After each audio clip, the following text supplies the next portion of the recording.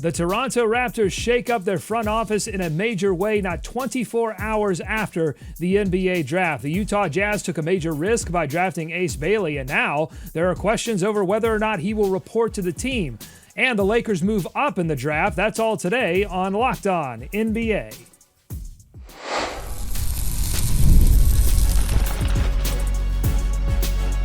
You are Locked On NBA, your daily NBA podcast. Part of the Locked On Podcast Network, your team every day. Welcome to Locked On NBA. Thanks so much for making us your first listen of the day. We are free. We are available wherever you get your podcast. Part of the Locked On Podcast Network, your team every day. Today's episode is brought to you by Game Time. Download the Game Time app, create an account, and use code LOCKEDONNBA for $20 off your first purchase. I'm Doug Branson, host of Locked On Hornets and your Shot Clock Sherpa, guiding you through the NBA's biggest stories every day with the help of Locked On's local experts. And I have two of the best with me today from the Locked On Rockets podcast. In for Matt Moore, it's Jackson Gatlin. Jackson. I thought about doing my best Ace Bailey impersonation and not reporting to today's show, but I thought better of it. So let's get this thing going. Well, we appreciate having you here. We're ready to get you into camp and put you to work with the host of the Locked On Bulls podcast. It's Hayes. Hayes. So would that make Matt Moore our Ace Bailey today? Is that what we're saying here? Is that the precedence we're setting? It may be. I think both of them have supreme confidence. I don't think that there's any doubt about that.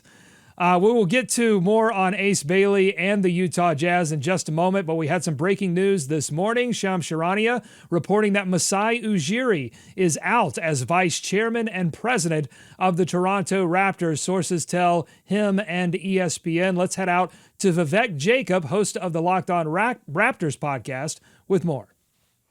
Masai Ujiri is out as the president and vice chairman of the Toronto Raptors. This is a shocker and a stinker of a move to make right now. When you look at what this franchise has accomplished during Masai Ujiri's tenure, it is nothing short of remarkable. 50-win season after 50-win season, a championship in 2019, something most fans did not think they would even see in their lifetime.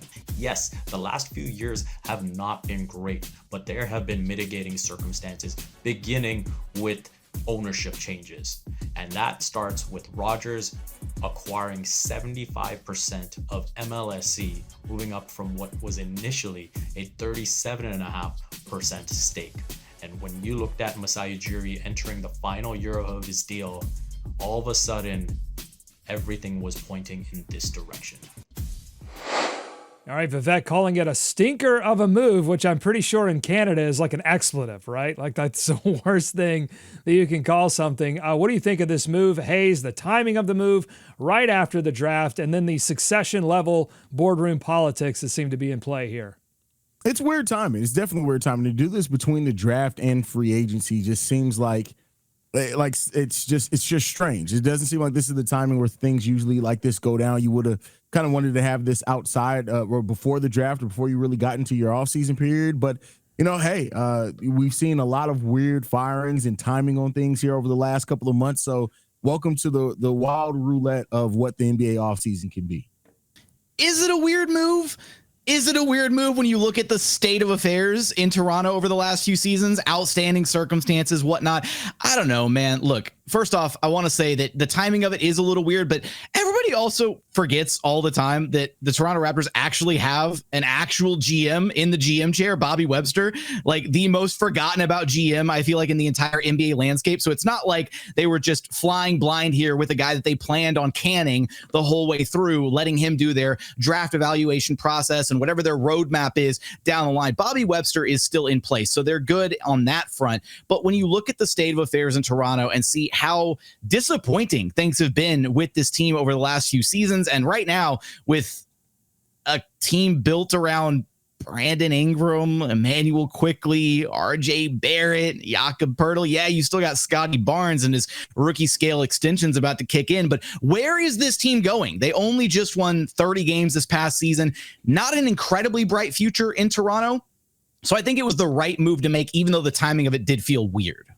There have been whispers of Ujiri being involved in conversations around the Atlanta Hawks front office. So I think a lot of people saw those and maybe they look at the news today and put some context around those conversations. Do you think it'll be very long, Jackson, before we see Ujiri in another front office, whether it be Atlanta or somewhere else? Absolutely not. Ujiri is a top executive in the NBA. Yes, there's been a troubling, kind of set of years here for Toronto. Maybe some of that is out of his control with the changing of the guard with the ownership group. He did bring a title to Toronto, and that accounts for something. It's not easy to hit this kind of, rebuilding path that some teams go on. Some teams, become a rebuilding organization and they do it for, a few years and then they bounce right back up and things are awesome. And then other teams, they get their shot at a title or they win a title and then they get banished to, the NBA, abyss where you spend the next 5, 10, 15 years trying to figure out how you get back to some semblance of relevancy. So for Toronto, I think it was probably the right move in their eyes to move on. And then for Ujiri, he'll have a bright future somewhere else with another organization. Yeah, it's not going to take Ujiri a very long time to find a job at all. I wouldn't be surprised if we're talking about him having a new job between now and the next 7 days. So Ujiri's a really good executive. Everything that was just laid out there as far as him bringing the title to Toronto, being there since 2013, so 12 years of having a team that took on a lot of different looks. He'll find a new job sooner rather than later. All right, so the future in flux in Toronto. The future for Ace Bailey and the Utah Jazz also in flux. We heard from Brian Windhorst on ESPN last night during the second round of the NBA draft. And Brian said this: at least one team in the top 5 was told, if you draft Ace Bailey, he won't report. He did not go to Utah today. Walter Clayton, their other first-round pick, did go to Utah. The Jazz have said that's not an issue, but he will be expected to be there on Monday. So let's see. And then there were some questions asked to his agent about whether or not he would report, and there was no confirmation there as well. I want to play this from Locked On Jazz and host David Locke. Now, this episode came out before this news broke, but I think it sets the stage for the discussion. Let's take a listen to that. I don't think it's a risk. 6'8" kids who can shoot play in the NBA. I've never thought this was a risk. The question will be personal development and where he is on that process, because the skills are all there. As of right now, every report on him is a lack of maturity, a little bit of a lack of focus. Can he mature? It's the same question you got in every 19-year-old kid. And this is what you have an organization for. This is why you have a... Okay, so that's what you have an organization for, to essentially guide an 18, 19-year-old kid after you make the draft pick. There from David Locke. It'll be very interesting to see what he has to say today on Locked On Jazz. Make sure you check that out. Jackson, what do you make of this entire situation? Do you believe it's a real possibility at all that Ace Bailey would sit out for any length of time over this situation? Well, first, to David's point, of course, 6'8" kids who can shoot will absolutely play in the NBA. The question is will he play in the NBA for the Utah Jazz at this point? Are we about to have Dominique Wilkins part 2 here? And, I know we look at the Atlanta Hawks as coming out at like bandits on draft night, but maybe we get another deal where the Jazz and Hawks have to strike up something. No, I kid. But look, with the Bailey situation, it is weird, right? Because you had all the pre-draft rumors reporting, him tanking his draft stock, really trying to angle to get to one of his preferred, destinations in Washington, New Orleans, or Brooklyn. And then you have Utah swoop in and they're like, you know what? No, we like the talent here. We're not going to let this kid slide by us at 5. It is kind of a risky play by Utah because I don't think we're going to head to a situation where Ace Bailey doesn't actually report. But if he doesn't want to be there, what kind of player are you actually getting? If he's not motivated to be the best version of himself, are we about to have a rookie just kind of sandbagging his way through the first few years of his NBA career? That would be a disservice to him and his camp, his agent, everybody around him, and his own future earnings. But at the same time, are we just headed for an outcome where he plays in Utah for 4 years and then bounces immediately? I don't like this for the Jazz whatsoever.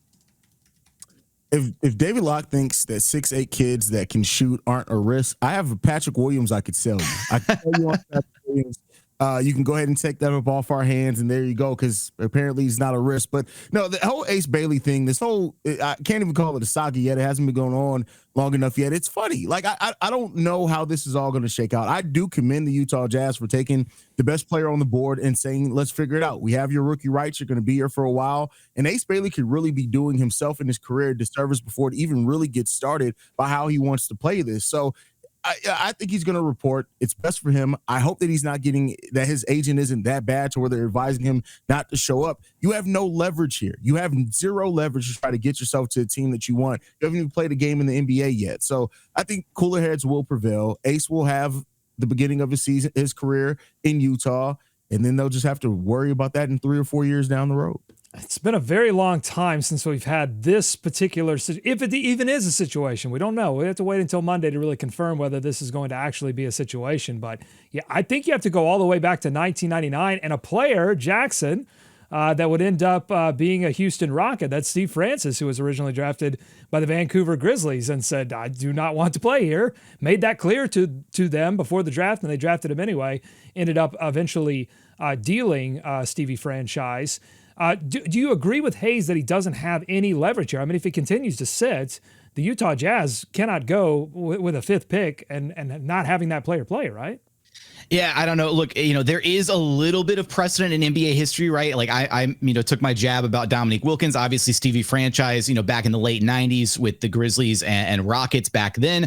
It's not that it hasn't happened before, but is Ace Bailey that kind of talent? Will he throw his weight around enough? Because yeah, at the end of the day, nobody can make him report, right? Like if he doesn't want to play for the Utah Jazz, and if him and his agent and everybody around him really feels like it's the best thing for his career to strong arm his way out of Utah in this situation, then yeah, I think he does have leverage, and I think he could force the issue enough to where Utah is then forced to play ball and deal him in some capacity. And then at that point, what kind of a return are the Utah Jazz getting? And, is he going to be viewed as kind of this depreciated asset in a way? Because at that point, who wants to trade for a guy that was this just disappointed on what's supposed to be the best night of your life? He looked miserable after being selected by the Utah Jazz. It was really disappointing to see from him. Coming up on Locked On NBA, we stick with the NBA draft. The Los Angeles Lakers made not one but 2 moves in the second round. Did they finally address their need at center? And later on, I will get the definitive winners of the draft from both Jackson and Hayes, and we'll look ahead to free agency on Monday. That's all ahead on Locked On NBA. Today's episode of Locked On NBA is brought to you by Skims. If you've been on the hunt for men's underwear that actually fits right, feels great all day, and doesn't stretch out or ride up, Skims has you covered. You've probably heard the hype, I certainly have, and it's real. Skims Men's offers a full lineup: boxer briefs, classic briefs, cotton, stretch options, all designed for comfort, style, and movement. Whether you're hitting the gym, traveling for work, or just hanging out at home, these are the pairs that move with you and stay in place. If you want something for working out, the stretch 5-inch boxer briefs gives you all of the mobility without that synthetic, overly athletic feel. Prefer a classic look? The cotton 3-inch boxer briefs, they're soft, they're breathable, and built like the ones that you've always loved, just better. And if you're a briefs guy, or if you're curious to try them out again, Skims nailed the sleek, secure fit that makes you forget you're even wearing anything at all, without sacrificing support. Very important. Shop Skims Men's at skims.com/LockedOnNBA and Skims stores. Let them know we sent you. After you place your order, select podcast in the survey, and then select our show, Locked On NBA, in the drop-down menu that follows. Skims is the official underwear partner of the NBA, WNBA, and USA Basketball. More Locked On NBA ahead.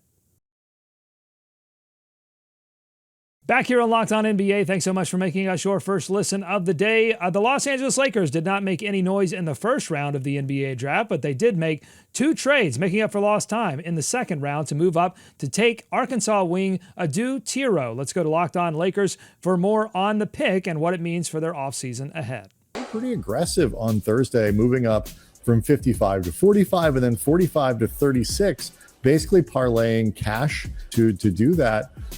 And they draft a kid from Arkansas, Adou Thiero, tremendous athleticism, tons of defensive energy, not a lot of offense at this point that goes beyond dunking and finishing on the wing. They aggressively used money to move up in the second round. Yeah. And then they picked a skill set that isn't on the roster. And that to me, like, is what makes sense. Like, find something that you don't have. And with a second rounder, you hope that player isn't actually valuable this year. It probably means things have gone wrong. But like, the Lakers don't always have a good process. Hayes, what do you think about these moves to move up and take a wing? Were you surprised they took a wing and not a center? That's been the conversation around the Lakers for a while now, that they needed a big. There were a few available. They go with a wing. I am surprised they didn't take a center, because there are some centers that theoretically help a lot with what they're going to need, especially with Luka being on that roster. So it kind of makes me feel like they got something else up their sleeves later on in free agency to get a center, which is perfectly fine. But that's what you can do in the second round. Like, this was a second round that I think they're going to be a handful of players that people look back on this and say, where'd they go? They went in the second round.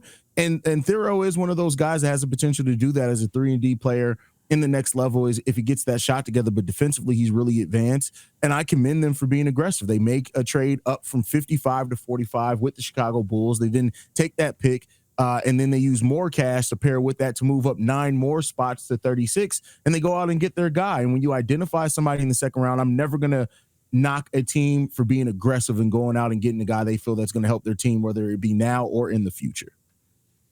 Honestly, I'm a huge fan of these moves where teams actually decide to kind of dip into their pockets a little bit, using some cash to buy back into the second round of the draft, using some cash to kind of, grease the wheels on transactions like this to put yourself in a better position to succeed. I was shocked as well that they didn't go for a big. Now, maybe if Ryan Kalkbrenner had slid a couple more spots, then that would have been a name that I feel like the Lakers would have taken a look at. I feel like he's just a copy paste of like young Brook Lopez, only he might have a 3-ball a little bit quicker than it took Brook Lopez to develop his at the NBA level. But for the Lakers, maybe they've got something brewing, a little bit further down the pipeline, and maybe that involves an Austin Reaves trade here in the not so distant future. Yeah, more interesting Lakers news. Austin Reaves formally declining a max extension from the Lakers that would have paid him $89.2 million over the next 4 years, reportedly to maximize the value of his next contract by entering free agency. What do you make of that news, Jackson? Does it make it easier or harder for the Lakers to move him in a deal to address that center position or whatever other needs they have? No, it certainly makes it a lot harder, because right now you look at the projected, NBA salary cap landscape for next offseason, which is when Austin Reaves would be able to opt out of his contract and then try to, secure the bag. And there are going to be a ton of teams that have a lot of money to throw around that offseason. I think right now the Washington Wizards are going to have like a reported like north of $100 million or something. So when you look at that situation, it's going to be really tough, because any team that the Lakers do enter into trade discussions with centered on Austin Reaves to try and bolster their front court, to try and add, a center that better complements Luka Doncic and LeBron James. How much leverage do you have in these negotiations with the threat that Austin Reaves could just walk away in free agency next summer if you're not willing to pay him whatever he thinks he's worth on the market? So I think it's a really tough situation for LA to try and figure out here. Not that teams won't be interested in Austin Reaves, but I certainly think it hurts his value a little bit. Yeah, Hayes, hard or not, are they sort of forced, or at least feel an immense amount of pressure to do something as a show of good faith to Luka Doncic to say, hey, we are trying to improve this team. We're not going to wait until we don't have to pay LeBron James a massive amount of money anymore. Yeah, I think they are, because they also have to re-sign Luka Doncic. So, yeah, they are under pressure. No matter how much that pressure is, they are under some pressure to show Luka that they are making the right moves to build this team around him, for him to have the right parts around him to be able to compete and contend. And, the Lakers are a team that's they're not afraid to spend any expense to get that done. And they're going to have to continue to show just keeping their heads up. And Austin Reaves could be the mechanism that they have to move to get them that center, to get them the piece that they need. And if that's the case, cool, great. Like there was always some problem. We talked about it a lot when Matt was here. Like when Reaves and LeBron and Luka were all on the court together, for the majority of the time, they had a negative point differential. I think it was until like the last game of the season where they got barely into a positive point differential. So there should be some questions about that long-term pairing and if they can work it out. And if it is, go get a piece of you that fits better with Luka in exchange for that. All right, now that we have a full look at what everyone did in the NBA draft, I would like to know from each of you who you think won the draft. Not winners and losers. I'd want to know who definitively won the draft.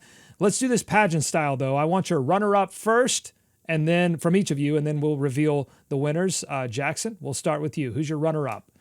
Who won the draft? Okay, my runner-up here. Wait, can I have two? No, okay. I'll stick with one. I'll narrow it down. All right, fine. One. God, rules lawyer over here. All right, I'm gonna go with the Atlanta Hawks as a runner-up here. I almost went with them as my absolute favorite, but I cannot. First off, I love Austin Newell. I think he's gonna be a fantastic pickup for Atlanta. But just the fact that they were able to get him, and then just the absolute fleece of the New Orleans Pelicans. Like I'm not, this isn't meant to be another segment dumping on New Orleans, but what is Joe Dumars doing in that front office to gamble next year's first round pick completely unprotected, either the best of the Pelicans pick or the Milwaukee Bucks pick? Both have a chance to be potentially floating there in the top 5. I could not wrap my head around that move. Fantastic execution from Atlanta, but it doesn't earn them my top spot. I'll give them runner up. All right, I like that pick. I would have picked the Atlanta Hawks there as well. I'll go with mine, the San Antonio Spurs. Not only getting Dylan Harper, but getting Carter Bryant. I think Carter Bryant, I know a little bit raw coming off the bench in college, but one thing that I do trust the Spurs to do, that's to develop some talent. And so if Carter Bryant turns out to be this 3-and-D wing and you added Dylan Harper, you got to figure out something to go with the Stephen Castle and De'Aaron Fox and that whole guard rotation there. But I think the Spurs did exactly what they needed and continue to add talent that fits around Wemby and can develop with Wemby. And I think that Carter Bryant pick is going to be one that we could look back on and say was a steal of a deal for the San Antonio Spurs to be able to get both these guys in this draft.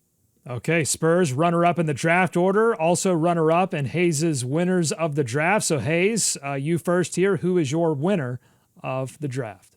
Man, I wanted to go back and forth. I almost really did pick Phoenix here. I really almost did, but I love what they did. I love adding Rasheer. I love adding Kaman Malawak, and I think that those two guys could end up being the front court of the future. I think that highly of Rasheer, but I'm not going to go there. I'm actually going to go the Washington Wizards. I think the Washington Wizards did really good in this draft, getting Trey Johnson, getting Will Riley after trading Jordan Poole. They continue to add to their young pool of talent that they have here, and I view Trey Johnson very highly. I think Trey Johnson has one of the best scorers in the league type potential if he ends up maxing out on that potential, and I think that they did themselves a really big favor getting these two players in this draft. And I think the upside for both of them out the world. I love Trey Johnson. I just want to put that out there. I think he's so polished already at such a young age. Watching him cook and just doing it in a variety of ways, right? Can score at all 3 levels. Anyway, yeah, so total win for the Wizards. Love that for them. Great shout from Hayes. I will go the Phoenix Suns. Even though, look, the Suns possibly reeling, right? Brian Gregory maybe having his, welcome to the NBA moment as a GM, getting taken advantage of by the Rockets in this, potential Kevin Durant trade saga, all this mess that's been going on. But I loved what they did on draft night, right? Having Kaman Malawak fall to pick 10 was a total win for them. They needed a big man. They got the best big man in the draft, or at least certainly the best defensive big in the draft at the top. And then to double down on that and to make the subsequent moves utilizing the second round picks that they got from the Houston Rockets in the KD trade to finagle and move around there in the second round to get up to and acquire Rasheer Fleming. The Suns are like low-key kind of building this new defensive identity, right? They add Malawak, they add Rasheer Fleming, they've got Ryan Dunn, they add Dylan Brooks. They made the Mark Williams trade. I'm not going to say Mark Williams is a great defender. Maybe Doug wants to push back on that a little bit, but I think Doug Williams is like a pseudo-good defender. I do not. Okay, there we go. He rebounds really well, and TBD on if he actually passes his physical. But I love what the Suns did, and I'm actually frustrated by what they did because the Rockets still own their future draft capital. So I'm over here banking on the downfall of the Suns, and I'm actually looking at their draft return like, hey, yeah, they actually made some good, smart choices. Yeah, so really good. They're my winners, I think. I really love what Phoenix did here. That's great. The Phoenix Suns are my I'm taking crazy pills pick for the draft because I don't think the Mark Williams trade was very good. Giving up 2 first rounders, I know the one was already late, the other's going to be late. I don't understand that move. But the Rasheer Fleming pickup, no doubt. I mean, getting him where they got him was excellent.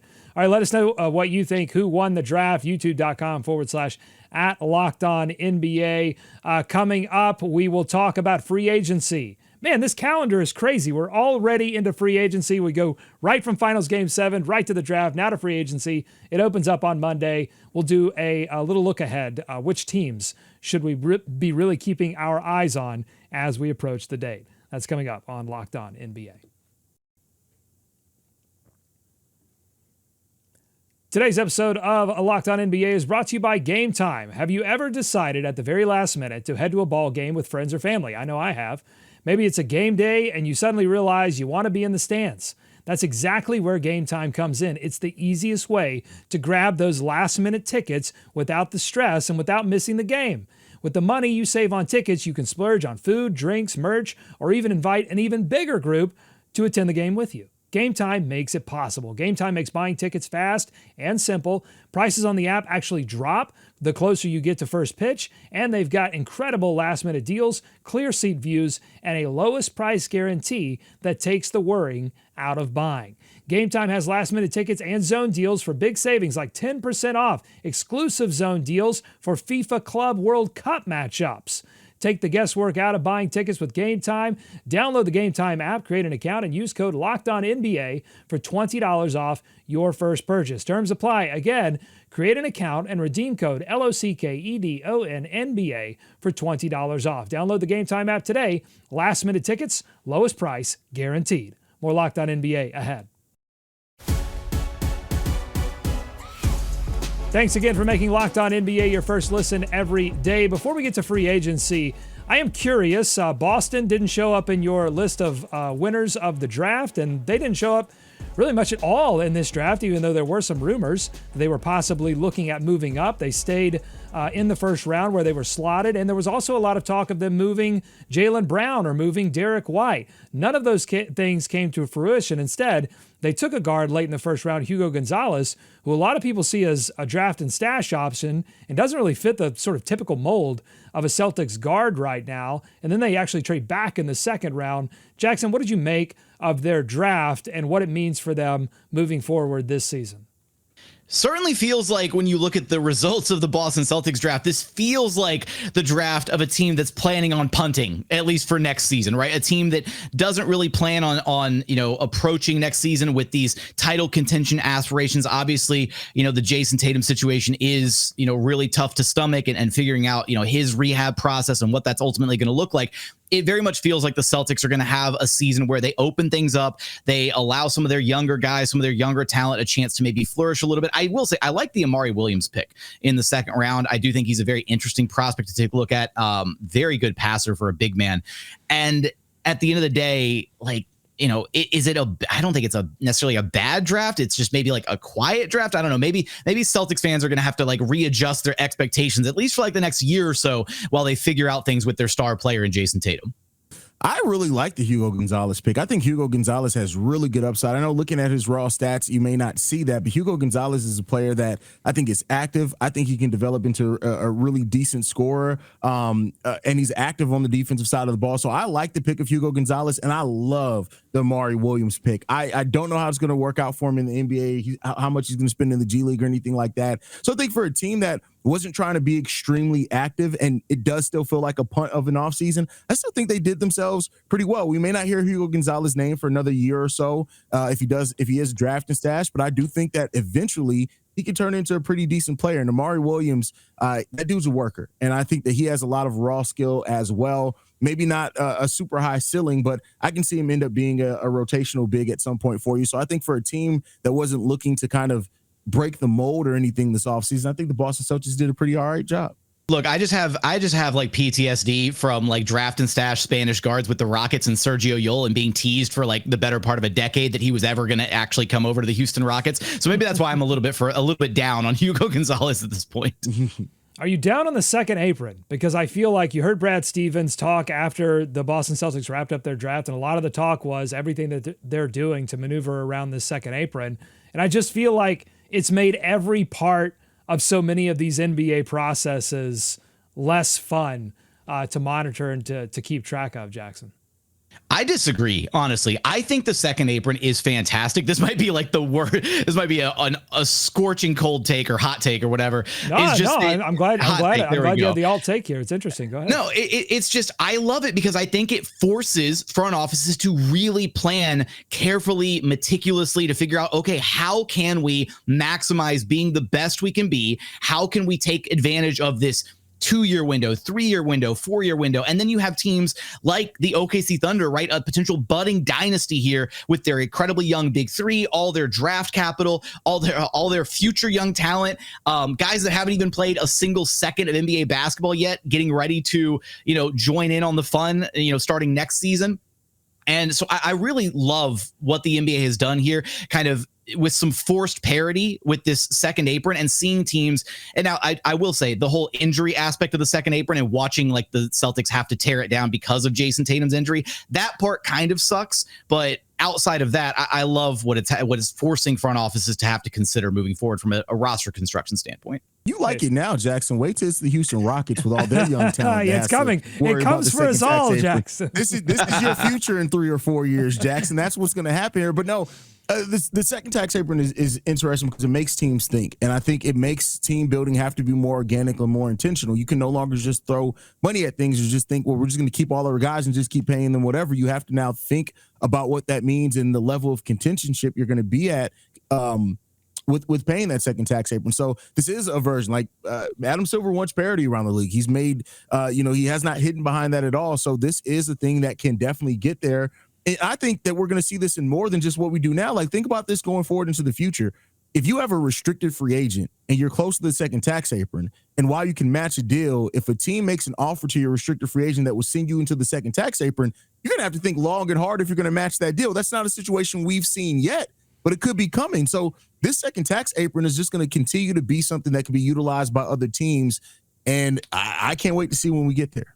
It could be coming as soon as Monday, June 30th, 6 p.m. Free agency opens in the NBA. And maybe what I hate is just how long it's taking teams to make these adjustments. Maybe once everyone wises up and sort of figures their books out relative to the second apron, maybe it gets a lot more interesting. But Jackson Hayes, Matt Hayes and I will be back on Monday afternoon with a full preview of free agency. But Jackson, while you're here, who are the teams that we should keep an eye on next week?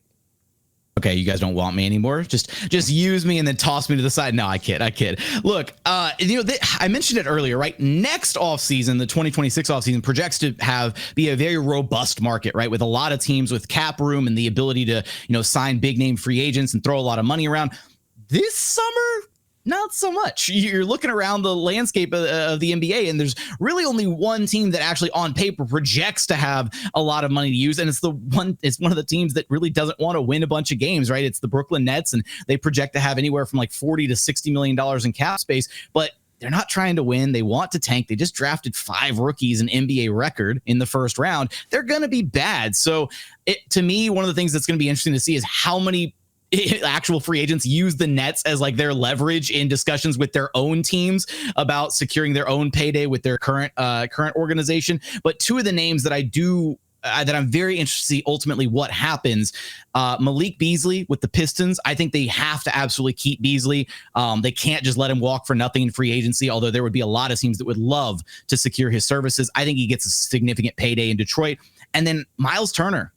Similar to the Boston situation, right? What do the Pacers elect to do? Are they willing to pay Miles Turner, even though they're going to have, this upcoming season with Tyrese Halliburton, out due to injury, all this stuff? What do the Pacers ultimately elect to do there? Maybe they get creative and they look at, a sign and trade option for Miles Turner. Maybe that's a situation that the Lakers try to get their grubby little hands on to secure a big man. I don't know. I like that. I think the one I'm looking at is Naz Reid with Minnesota. Naz Reid is one that I'm really looking at to see what happens with Naz Reid this offseason. And also, what are you guys doing with Cam Whitmore, Jackson? What are you guys doing there? Hey, man, Cam Whitmore, I hope he's on the roster next season. I want that on record on as many shows as I can get it on. But it's been a troubling first couple years. He's had some attitude issues. He hasn't been able to lock in defensively. And he's a piece that, maybe might have been getting dangled for some first round picks by the Rockets in order to try and trade back in the draft. No takers on that. But look, Cam, bright future. But I don't know if it'll be with the Rockets at this point, unfortunately. All right, interesting enough. We will be here to cover it all. We'll be back on Monday. If you like what you heard today, subscribe to Locked On NBA wherever you get podcasts, including on YouTube. Thanks to Jackson for filling in for Matt. You can check him out on Locked On Rockets and Locked On NBA Game Night. And thanks to Hayes for both of your expertise every single day. Thank you for making Locked On NBA your first listen. For your second listen, you can check out Locked On Fantasy Basketball. You can check out Locked On NBA Game Night. That's on this feed on YouTube or wherever you get your podcast for continued draft and free agency off-season coverage every single day. Enjoy the weekend. Be kind to each other. We'll see you right back here Monday on Locked On NBA.